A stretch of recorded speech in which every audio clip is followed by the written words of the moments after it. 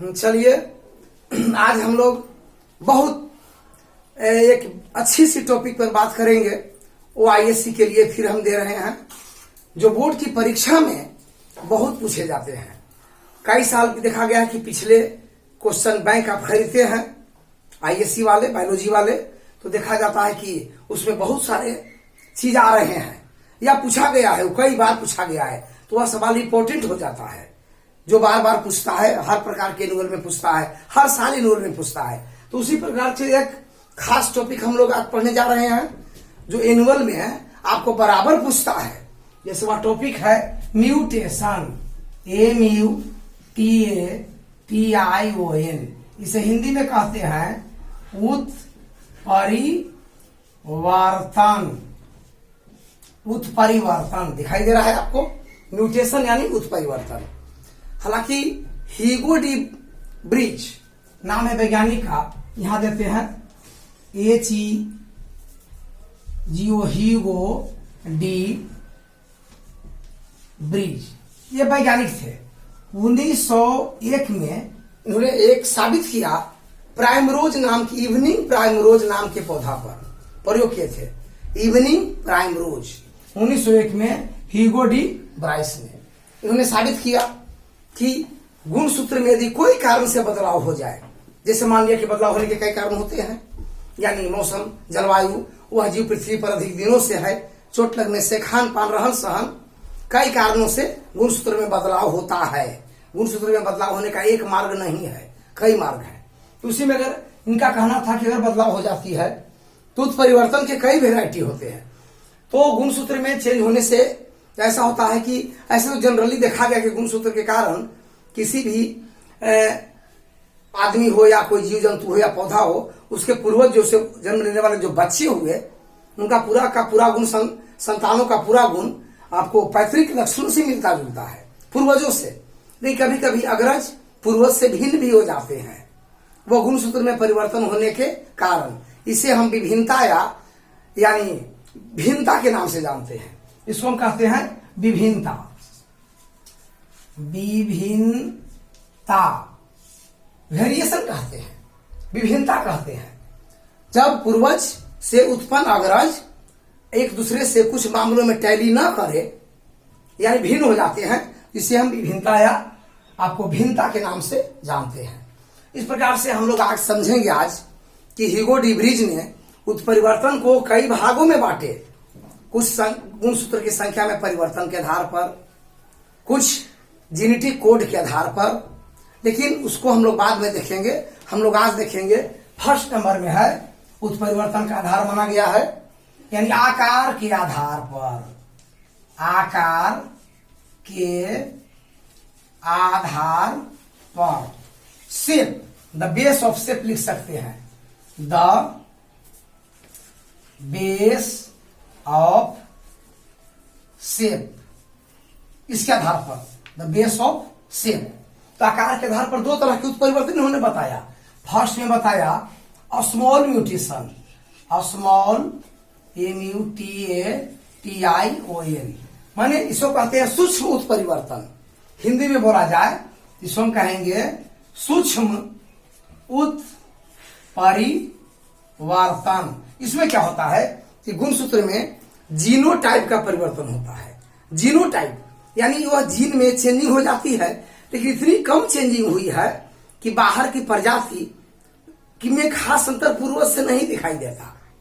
पूर्वजों से जब अग्रज बना तो गुणसूत्र में के जीन में ऐसी चेंजिंग हुई जो बिंदु भर की है, और उसके जन्म लेने के बाद अग्रज और पूर्वज में खास विभिन्नता दिखाई नहीं देती। ये जीने तक सीमित है, थोड़ी सी बिंदु परिवर्तन हुआ है, तो इसे कहेंगे हम स्मॉल म्यूटेशन या सूक्ष्म उत्परिवर्तन। यानी इसे हम अंग्रेजी में स्मॉल को माइक्रो म्यूटेशन भी कह सकते हैं, माइक्रो म्यूटेशन भी कह सकते हैं, या बिंदु परिवर्तन भी कह सकते हैं। जीन में नाम मात्र का हुआ है, जिससे पूर्वज से अग्रज बना तो दिखाई नहीं दिया ऊपर ऊपर, लेकिन अंदर से परिवर्तन है, इसे हम कहेंगे स्मॉल म्यूटेशन। समझ गए। और बी में आपको रहेगा यानी बृहत, बृहत उत्परिवर्तन। इसे हम मैक्रो म्यूटेशन कह सकते हैं, या फिर large large mutation, TION, mutation के नाम से इसको हम जानेंगे।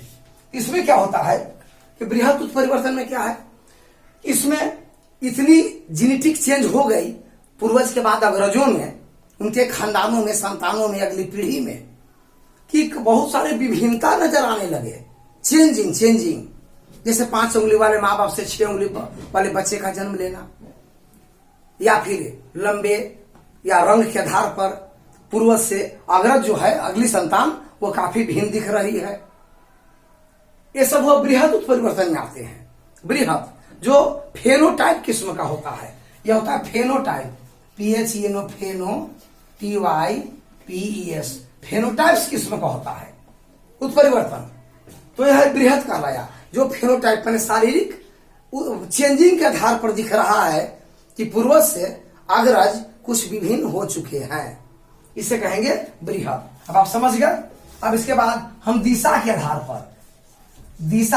पर फिर बांटेंगे। इसमें ए में होगा अग्र उत्परिवर्तन, अग्र उत्परिवर्तन, इसको उत्परिवर्तन मानिए। फॉरवर्ड म्यूटेशन कहते हैं, फॉरवर्ड म्यूटेशन, एम से म्यूटेशन मान लेते हैं। इसमें क्या है फॉरवर्ड म्यूटेशन में, कि जब कुछ ऐसे फॉरवर्ड म्यूटेशन है कि पहले के पूर्वज में बुद्धि कम थी, मान लिए वे जंगली विल्ड किस्म के थे, हमारे पूर्वज आज से 100, 400, 500, 600, 1000 साल पहले, उनके दिमाग इतनी डेवलप नहीं थे। उस समय सड़क, नाली, गली, रोड, फैक्ट्री, इंडस्ट्री, बिजली, कार, हवाई जहाज, ये सब ज्यादा डेवलप नहीं थे, नहीं के बराबर थे। लेकिन आज के मानव में ये हो चुके हैं। तो आज के मानव में पूर्वज की अपेक्षा दिमाग में कुछ ऐसे चेंजिंग हुआ, गुणसूत्र में परिवर्तन होने के कारण, कि आज के लोग सड़क, बिजली, इंडस्ट्री, फैक्ट्री, हवाई जहाज, ये सब में क्या मामले में आगे डेवलप कर गए हैं, आगे डेवलप कर गए। तो ऐसे परिवर्तन को हम लोग आग्रया फॉरवर्ड म्यूटेशन कहते हैं, आग्रया फॉरवर्ड म्यूटेशन कहते हैं। समझ गए। अच्छा, बी में है बैकवर्ड, BAC के बैकवर्ड म्यूटेशन, बैकवर्ड म्यूटेशन, इसे हम हिंदी में प्रतिलोम कहेंगे। प्रतिलोम दिखाई दे रहा है, प्रतिलोम उत्परिवर्तन, प्रतिलोम दिखाई दे रहा है, यहां पर उत्परिवर्तन बोलेंगे। इसमें क्या होता है, प्रतिलोम में उलट जाती है बात।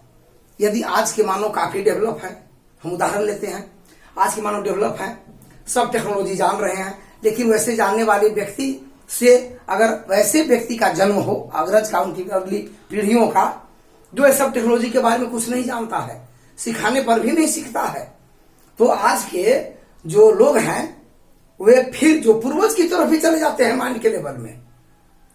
आज के लोग जो है बैकवर्ड में ही हो रहा है, बैकवर्ड में, कि आज के जो लोग जन्म लिए वो फिर हमारे 1000 साल 500 साल पहले के जो पूर्वज का दिमाग था उसी में लौट जा रहे हैं। उन्हें कुछ पता ही नहीं टेक्नोलॉजी का, पढ़ाई के बारे में।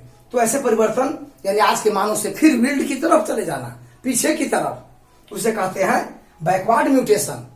इसका और उदाहरण हम वनस्पतियों में ले सकते हैं कि रंगीन फूल वाले मटर जंगली थे, तो उनके सफेद, उसी से जन्म लिए सफेद फूल वाले मटर, तो हो गए आप अग्र उत्परिवर्तन में। और फिर सफेद फूल वाले से जंगली फूल, रंगीन फूल वाले मटर का बन जाना, हो गया बैकवर्ड म्यूटेशन। अब आप समझ गए कि डेवलप हो जाने के बाद उन डेवलप जीवों से, डेवलप वनस्पतियों से फिर जंगली, यानी पूर्वज जो कम जानते थे, कम डेवलप थे, उस तरफ की ओर चले जाना कहलाया बैकवर्ड कहलाया, और जंगली से आगे की ओर डेवलप कर जाना कहलाया फॉरवर्ड म्यूटेशन कहलाया। ये सब है काइंड्स ऑफ म्यूटेशन, इसे हम कह सकते हैं काइंड्स ऑफ म्यूटेशन, उत्परिवर्तन के प्रकार। आपको ISC के लिए बहुत ही इंपॉर्टेंट टॉपिक है।